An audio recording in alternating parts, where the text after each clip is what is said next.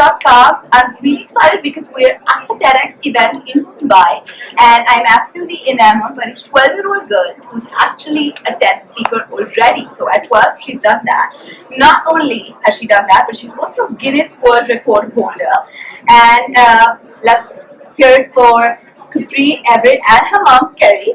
And Capri is all of 12 and has made Guinness World Record and is a Guinness World Record holder by singing 80 national anthems in 80 countries in 41 languages around the world to raise money for orphaned and abandoned children who have been affected by poverty, disease, natural disasters, and other unfortunate circumstances. Welcome, Kerry, and I need to clap out really loud for you. How did the idea come about? Well, instead of doing auditions to try to get parts and plays, I wanted to use what I love most, which is singing, to help kids in other countries. And I was really struck by this book called The World Needs Your Kid because it talked about kids picking up garbage on the streets. And in Canada, I've never seen a kid picking up garbage on the streets to survive. And I was just really, really amazed, and I wanted to help. Yeah. Kerry, how did you as a parent support her decision to do this? So how did the whole idea come about? So our whole family really wanted to do something to support Capri's wanting to help these children, and as a family we wanted to do something that was a really something really difficult. So my husband thought of the idea of Capri singing national anthems, and then one night I just had this brainwave around the world in 80 anthems. We would go to 80 countries and Capri could sing with the kids in each country with this charity, SOS Children's Villages. Right.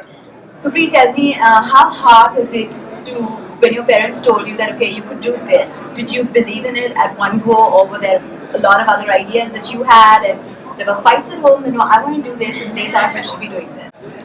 Not really. I think we just all agreed on it, and it certainly didn't get this developed into the whole 80 anthems thing without all of us wanting to do it, including my little brother who's the blogger. Okay, awesome. So she learned 5 anthems in a week. We said, why don't you test this out, see how it works.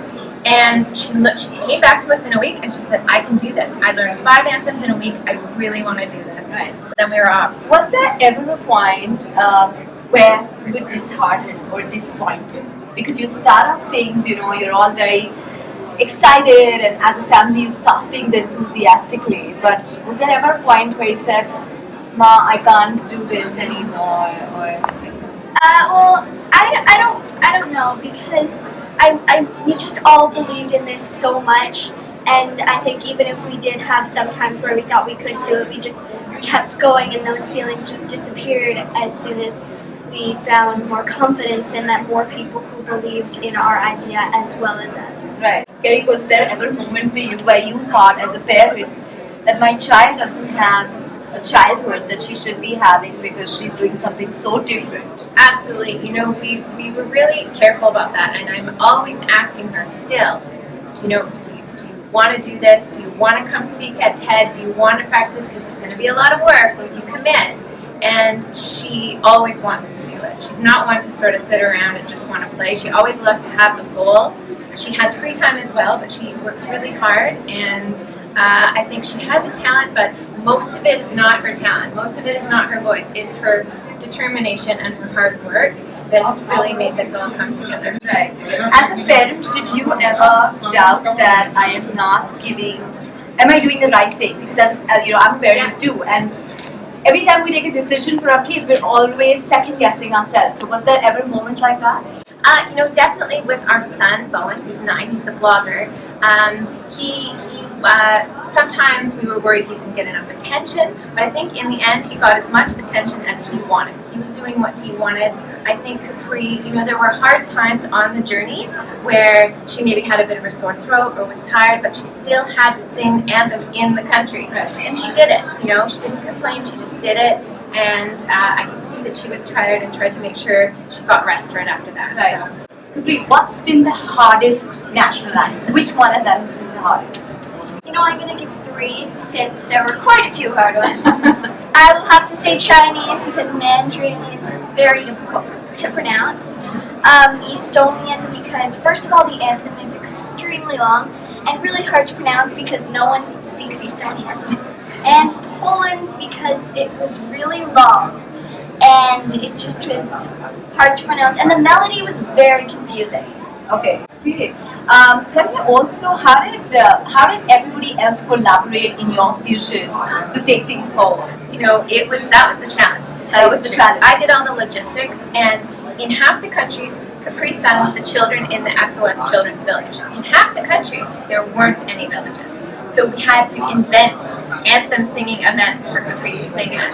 And sometimes people didn't want her to sing with the kids, or sometimes she couldn't. So that was the challenging part, but we got through it. Great. Watsai, how did you manage to school her and strike a balance between education and her passion? So while we were on our 9-month journey, I homeschooled both of our kids. They had a teacher back in Vancouver, and we submitted all of their assignments on a Google Drive. So they were working extra hard. Not only were they doing regular school work, but they were learning a lot of life lessons that I don't think they could have learned in a classroom.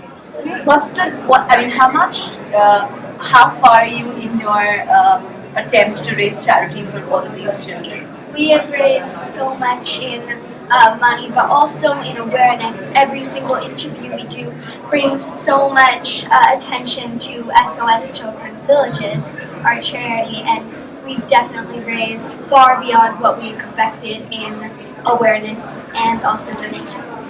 Great.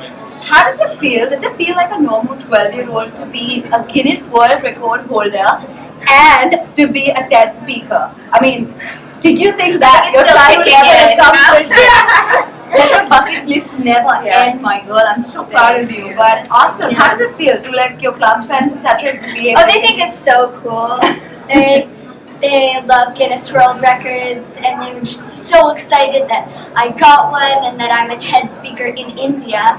Wow. So No, yeah. but we heard Capri this morning, and I am going to end this with her singing the Indian national anthem because it just was extremely, extremely beautiful. And in spite of in spite of hearing it so many times, it just sounded so different when you started off, and I'm sure that the entire audience was just taken back. But before we get to that, I just want to wish you guys lots of luck in this charity, and I wish many parents would inspire and support their kids just the way you did with her.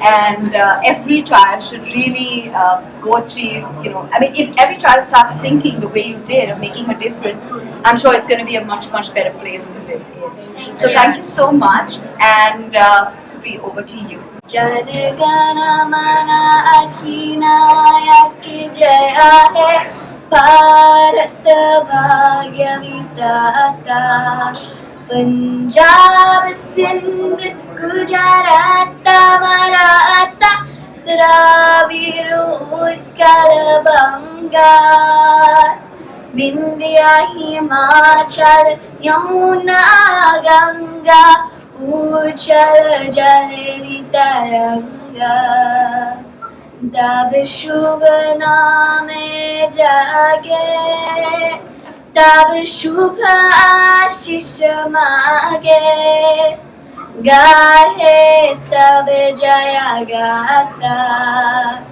Jan Gan Mangal Dayak Jaya Hai Bharat